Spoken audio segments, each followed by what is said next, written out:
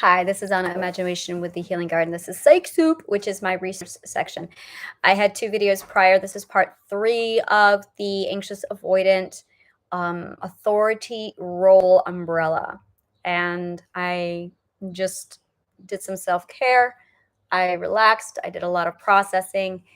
And I've condensed it down, and I'm going to start writing some articles up here, and then I'm going to create a Facebook group and start calling people together and saying, okay, this is how this works. So this is it. I'm pretty sure I've narrowed it down to, I reverse engineer psychology. That's how I've been able to figure out all of this is I reverse engineer psychology. So I've never really looked into relationships because relationships are never the problem. Relationships are never the problem. The problem is the parents. And the subconscious mind will go to any degree, any length. It's amazing how far the subconscious mind will go to protect you and to keep you safe. And I love to use my story as an example because it really shows you the extreme that the subconscious mind will go to at all costs. Don't trust your subconscious mind. This is why. My subconscious mind took me away from myself when I was 8 years old, suppressed my 8-year-old self and my vegetarian self into the fourth level of my subconsciousness when I was 8 years old, put a host, an altar in charge of my entire conscious mind, changed her name to Joanna, then wiped the memory clean of both the subconscious mind and Joanna and the core completely of everything void of 8 years and prior, completely erased our memory that I was even a vegetarian, and then buried the information so that we had no idea. And we did that for 34 years. That is how good the subconscious is at manipulating everything in your head to keep you safe because information is dangerous. Information will lead you to a different perspective that threatens your safety. So the subconscious mind will take information from you and hide it and then wipe yours and its memories clean. It's like Rick in Rick and Morty when he picks up the memory thing, the memory gun, and he shoots it on his own mind, which is why I refer to the subconscious mind as Rick, is because that's exactly what the subconscious mind does. That's the degree that they will go is, okay, I'm going to completely rewire the system here and I'm going to completely reassign roles. And then I'm going to wipe everyone's memory clean. That way no one will figure out what I've done here because you can't figure out what really is the problem. You can't figure out this information because then it will threaten your safety because then your perspective will shift. So this is all about the subconscious mind keeping information away from you to keep your perspective in place to keep you safe. Now, that all being said, I've narrowed down relationships to 3 particular parts. It's not so much relationships, but it's you in your relationship. And this is all information that's based upon our parents, that's given to us when we are children. And then this relationship model, and I'm not gonna use the word relationship anymore. I'm gonna call it social because it's not the relationship you have with your partner or your friends. It's the relationship you have with everybody. So it's actually your social model. So the first thing I'm gonna do is stop using the word relationship, and we're gonna refer to this as the social model. So we all have a social model that we are given from our parents based on how they parented us. Okay. It is 3 parts. It is made up of trust, abandonment issues. It is made up of self love, your identity. And it is made up of your authority role, your power and your ability to assert yourself using your voice and your behavior. Those 3 things are compromised with bad parenting and or narcissists or abusers. Those are the 3 things that are absolutely compromised. So when you enter a new social situation, friendship, relationships, partners, whatever you want, you bring in those three elements, your trust, your self-love, and your authority or your relationship with your authority role. And your partner or your friend also brings those 3 into it. This is where it gets beautiful. Now, almost everyone has abandonment issues or you don't. This one is kind of cut and dry, and it just depends on where that spectrum is. So it's you're good or you trust okay, or you have abandonment issues. Most everybody has abandonment issues. If you have a problem with trust, the real issue there is abandonment. Can I rely on this person? Can I count on them? Will they be there when I need them the most? This is trust. The second part of all of this is your relationship with yourself, your self identity, and how much you are aware of who you are. Because when we're abused, trust is compromised and taken away from us. Self love is destroyed and taken away from us. And the third fatality of abuse is the authority role, how you're allowed to assert yourself, how you're allowed to stand up, use your voice in your actions and behavior to reinforce and keep yourself safe. Your ability to literally, it's your security system, it's your external security system. Okay. So that's it right there. You have your security system, you have your trust, and you have your self love. So when you go into a relationship and any one of these three things is compromised, you're going to be setting off problems in the relationship. Likewise, your partner is coming into the relationship and they are having problems and they're going to be setting off the relationship on their side of things. But if you don't know these three elements and where you stand, you're not going to be able to predict or alter, redirect, or resolve the problem. Likewise, if you are not aware of what your partner's three elements are on these things, you're not going to know how to react. So now I'm going to show you how to use these three things on yourself and on your partner so you can literally fix any relationship problem. Here it goes. The first thing is the trust and the abandonment. I'm going to use myself and my partner as an example because like it's the one I'm familiar with and it's the one in front of you. And this is something I would be very happy to give to anybody. If you want to do a consultation, I'll sit down with you and I'll analyze your role, her role, or your role, his role, and we'll be able to compare and I'll be able to lay it all out. And if you cannot answer these questions, that's a huge part of it because then you don't know what you're dealing with. If you don't know what your relationship is on these three things, you're in the dark trying to solve a problem that you can't even identify. So here it is. The first one is your ability to trust other people and yourself. Abandonment. Where do you stand on it? Now, if you have a high abandonment issue, this comes down to, can I rely on this person to choose me and to be there when I need them? Now, if you have a high trust, fantastic. You're set. If you have a low trust, that's going to cause several other problems. Now you have to cultivate trust. Now you don't have to worry about what all the other mental illnesses are. You don't have to worry about the whys and the where. You don't have to. All you have to know is, where is your trust? And now we're going to learn how to cultivate trust. So, and I'll have programs on there where I'll show you this is how to cultivate trust. Basically, trust is opening yourself up to vulnerability and human connection. That's it. If you can open yourself up and allow yourself to be vulnerable, and you learn how to basically trust a person, how to judge a person. This is about first trusting you, and then you can trust other people because you have to be able to trust yourself to make good judgments. Great example with me is I had no idea how to trust other people. So I trusted everybody. I over trusted, and I let a lot of very dangerous people into my circle of trust. And they hurt me for 2 years. All of these friends of my partners did me a lot of pain, a lot of damage, and a lot of hurt. And I kept getting hurt and crushed. And that just reinforced I can't trust people. People are unreliable. I was giving my trust to the wrong people because I didn't know how to trust people properly. So once I learned this, once I became more selective and I came up with a system to teach me how I could have a a healthy circle of trust. Then I was able to bring people into the circle of trust. And then I was being able to selectively cherry pick healthier people to be around, which allowed me to feel safer to open up my vulnerability and allow people to come in. So that's the first thing is, where do you stand on trust? How are you with it? Now, for me, with my partner, I trust him 1000%. There's no doubt. He is there for me. He's always going to be there for me. He is there. He is 1000% there. I will stake my life on him every time, over and over again. He has always been there for me. And this is actually one of the huge problems I have with the idea of not of choosing somebody else is, I'm it took a lot for me to get to this point with trust with him. And as a result, I can't just go out and the amount of work that I would have to cultivate to get to this point again is extreme, and I'm not willing to do the work.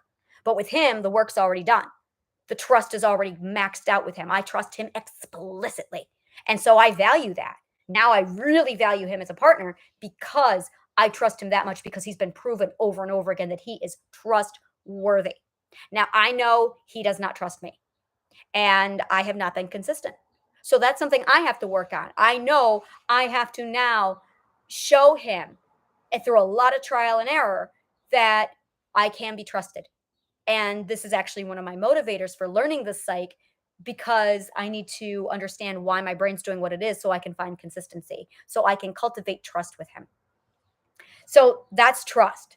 I'm maxed out. He has almost no trust for me. So the second thing is the self identity or the self love, the self identity. When we are abused, it is our self who is attacked, our identity. And we associate being abused with our identity. So the more you know yourself, the more you take back your identity, the more you heal, the more you become aware of who you are, the more confidence, the more love, the more self esteem, the more gentleness, the more self compassion you have for yourself.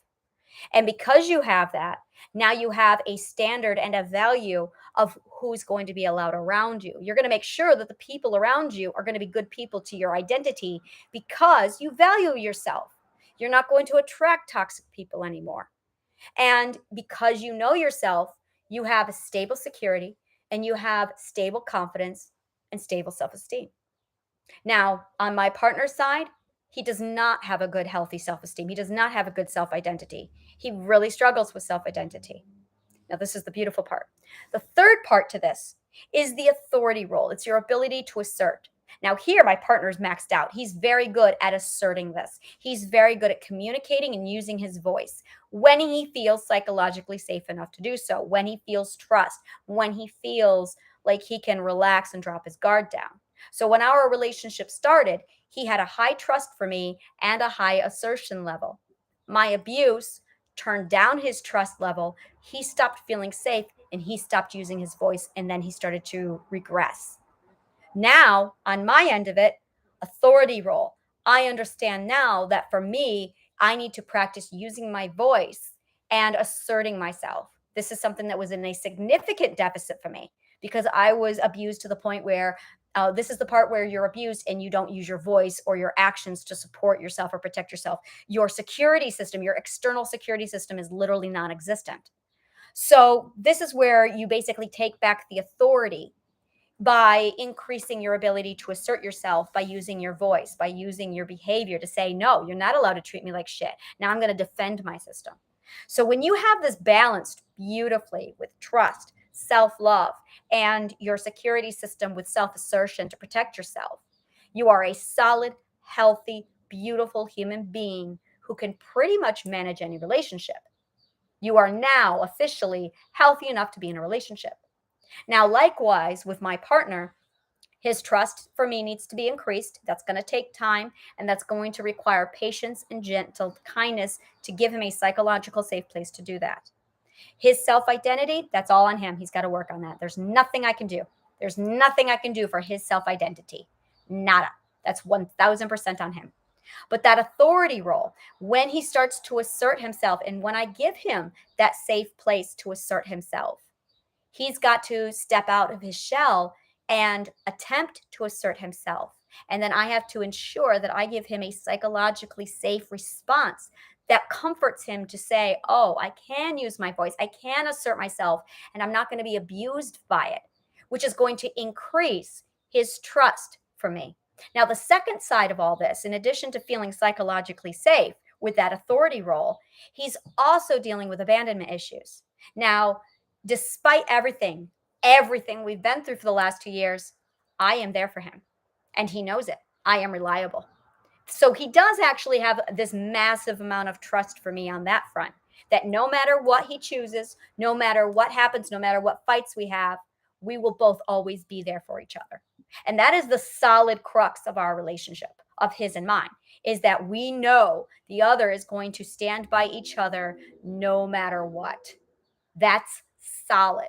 We do both love each other. Absolutely. We care for each other very deeply. So that's something that we have as a huge advantage in our playing field. So now all we have to do is he needs to work on his self love, but it's giving him that psychologically safe place, me being consistently quiet so he feels psychologically safe, so he can exercise his power of assertion again.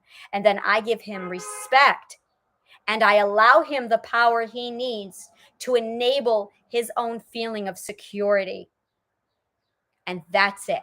That's it right there. Once you have these elements all balanced out, all six sides of it balanced out, then you know where you need to let up to allow your partner space to grow. You know where you need to back off to and provide them with safety. So, for instance, if you know that they have a problem with trust and abandonment, it's going to take 3, 4, 5 times longer to lay that field. That's going to require patience, and you need to tap into patience, quiet, gentle tenderness. The other side of that is if they have a problem with self identity and self love, patience, kindness, gentle understanding. And you just have to support them if you choose to have the relationship. It's look, you've got your own demons. I can't fight them for you, which actually goes back to responsibility and authority. Because when you sit back and you say, look, you have all these mental illnesses, we need to take care of those. Now you're taking authority away and responsibility away from your partner and making it your problem. This is where codependency starts to develop. This is where anxious attachment starts to develop. And this is where the avoidance starts to pull away because you have created an environment that triggers their authoritative role when they were children, which is a situation where they were abused, either overly neglected or overly parented. So to break that cycle, you need to you basically need to stop enabling them. You need to stop creating and nurturing the environment where the authority roles are in conflict with each other. And that's literally, I mean, it's funny because they say marriages are like they always fight about finances, sex, or parenting. That's not true. That is not true at all. What's really happening there is arguments over authority and power and control. That's really what's happening there. That is I don't trust you. I don't love myself. And I exercise my authority role is X. Your authority role is Y.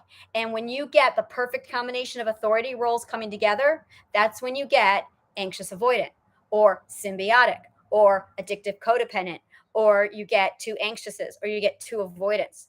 This is where it is you have to take into account what their authoritative role is and what your authoritative role is and how they interact together. And once you realize that, it's pretty easy. It means that in my case, I have to stand back and I have to trust him to take care of himself as an adult and figure out his own identity. That includes his mental health because mental health is all about your relationship with your identity. Attachment styles is your relationship with your authoritative role. And abandonment issues, commitment issues, that's an issue with trust. That comes back to your parenting and whether or not your parents were reliable, whether or not you have the ability. And it's two-way. It's not just trusting other people, it's trusting yourself to make good judgments who should be in your life or not. There's a lot of self-trust happening there, as well as outward trust. So you need to start with trusting yourself first and then filtering off. For me, it's you have a circle of trust, and people have to earn the circle of trust. I have one person in my circle of trust, and that's him.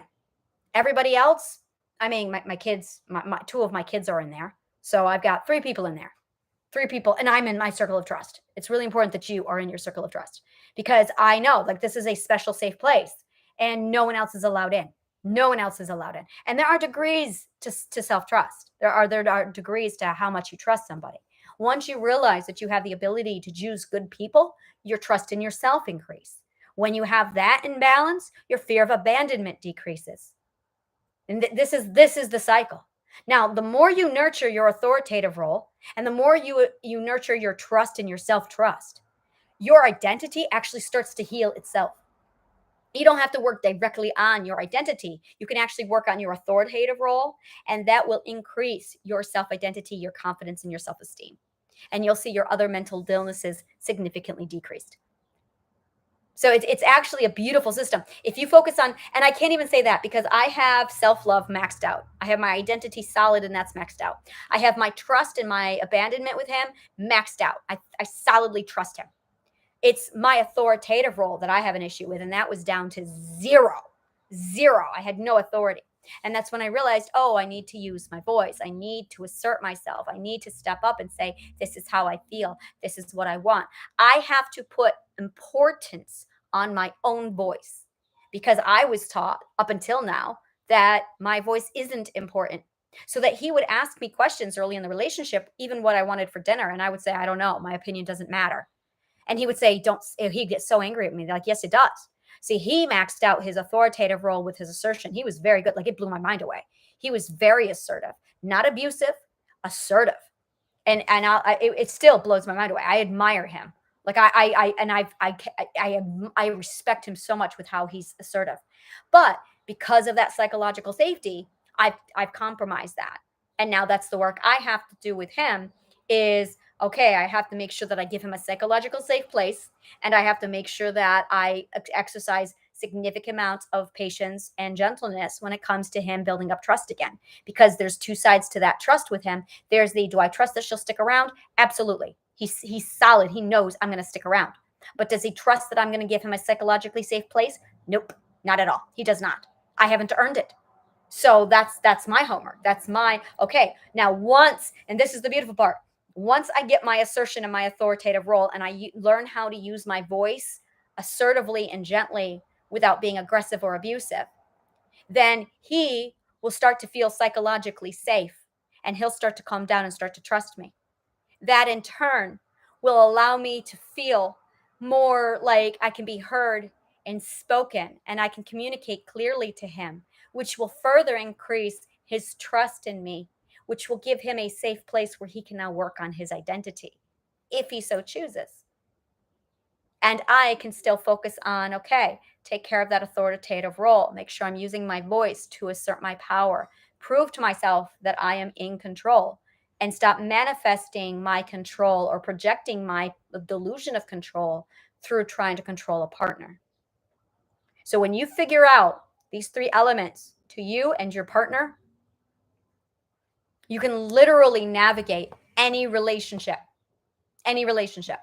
This is astounding. So what I'm going to do now, I'm 22 minutes in. I'm going to wrap this up. I'm going to go ahead and build a Facebook group where this is going to be research. If you want to participate in the research, if you want to witness the research unfolding, please go ahead and jump in. I'm going to send out the invite here shortly. I think I'm maxed out. Like Facebook only allows me to do a certain amount of subscriptions or invites, and I'm maxed out for the week. So in 1 week, I can send out another one.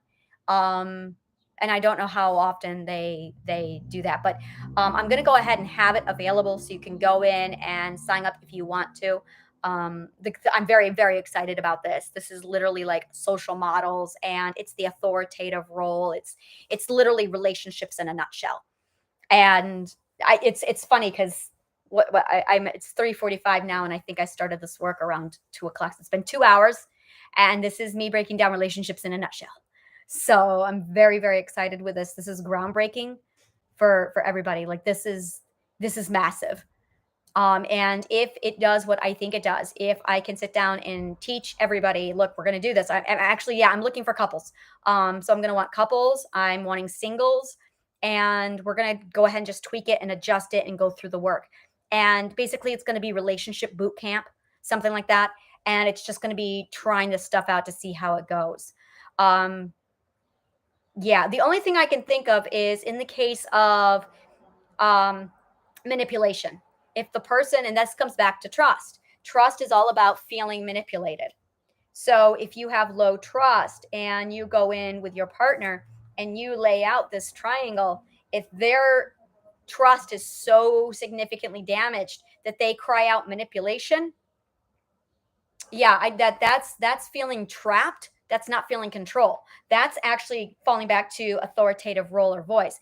That person does not feel like they have that, like their voice doesn't matter. So if they were to object, it would be ignored, which is why they feel powerless and now they turn to manipulation. Well, you're manipulating me. Well, if you feel like you're being manipulated, then just communicate. But in order for that to happen, they have to prioritize their importance of their own voice. That's it. They have to prioritize. Yeah, you have to prioritize the importance and value of your own voice. That's it. You have to prioritize the importance and value of your own voice. Now, that's going to lead into the world of misleading beliefs. Now, you have a parent who has supplanted a toxic belief into your brain, into your cognitive core, that tells you you have no priority or importance or value of your voice. Your voice is valueless. Your voice doesn't mean anything. And that is the belief that you're going to have to dig out of your head and throw away in order for you to prioritize the importance and value of your voice. Now, let's assume for a moment that we're just going to switch over to manifestation for a bit, where we just use a mantra. My voice, and I'm going to do this for myself. I'm going to get high here in a minute. I'm going to use cognitive behavioral therapy, and I'm going to start conditioning my brain using the mantra with meditation. You have to prioritize the importance and value of your own voice. My voice, this is Havening, my voice has importance and value. My voice matters. My voice matters. My voice has importance and value. I prioritize the importance and value of my voice. So I'll be conditioning myself through that. When you condition that through, if you want to join me on that, that's fine. When you condition that through, that's another way you can remove the belief. Yeah, I think this will work. I'm pretty sure this will work. Once you have established the importance of your own voice, you gain the power of your ability to assert yourself, and you have the authoritative role restored to you. So then all you have to work on is trust and self-identity. There you go. I am pretty sure this is it for the cure to relationship problems. This is it. I'm pretty sure of it. Like I'm going through the checklist now, and I'm not, like, my system is purring, and I'm going, is that it, everybody? And my system's just going like, yeah, it's humming. And so we're going to try it. We're going to utilize this. And remember, patience, kindness, gentleness, tenderness, because those are going to be the things that soothes their Jerry and your Jerry and calms everything down. So that's going to be like another element. Oh, I'm going to have so much fun putting together like a relationship program for the Healing Garden. Okay. Thank you so much for joining me. Links are over there. I'm going to go ahead and get that group built up, and I will see you soon. Thank you so much for joining me, and may the kindest of words always find you.